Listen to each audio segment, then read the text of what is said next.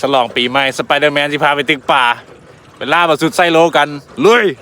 จัดให้เป็น EP พิเศษฉลองผู้ติดตาม Facebook ครบ500 คนกับยู TikTok 1,200 ขอบใจทุกคนที่ติดตามเด้อคลิปนี้เบิ่งเป็นแสนวิวกดติดตามให้แน่ 10% ก็ยังดีนะภารกิจมื้อนี้คือหาประสูตรไส้1กิโลให้ได้ความที่สำนาญเรื่องการไส้นิ้วเหยื่อในมื้อนี้ค่อยสิไส้ซิงกิ้งมาลุ้นกันว่าสิเฮ็ดภารกิจสำเร็จบ่สำหรับเทคนิคการตีแบบมือใหม่เพราะค่อยก็เป็นมือใหม่เวลาขี่เรือไปใกล้ดอนคันเห็นประสูตรไล่กัดปลาน้อยอยู่ใกล้ๆบอลนี่แหละมีลุ้นให้เฮาตีไปใกล้ๆก่ายบอลมันขึ้นแล้วเคาะกลับมาลุ้นเบิ่งสิได้โตบ่โ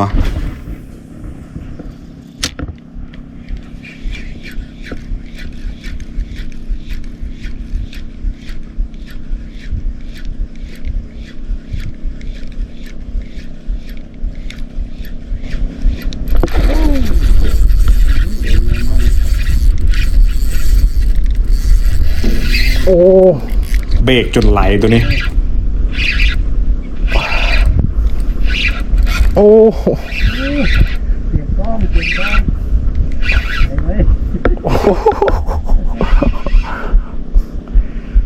โอ้ย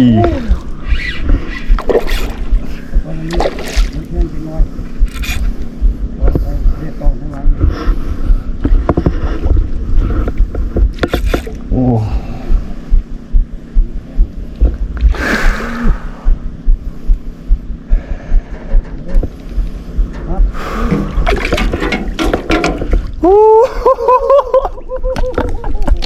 ปอ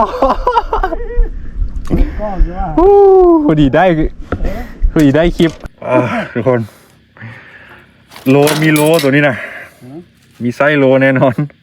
หลังจากที่ตีมาเมิดมือมาร้องสั่งเบิงตัวใหญ่ปรากฏว่าฮอดโลอีหลีเลยทุกคนโลไปป่ายนี่แหละภารกิจไซสุดสไปเดอร์แมนล่าประสูตรไซโลสำเร็จเป็นโทรฟี่ตัวทำอิฐของปีนี้และเป็นตัวทำอิฐของชีวิตเลยสรุปผลงานในมื้อนี้ได้ประสูตรมา10ตัวแล้วก็ภารกิจของเรา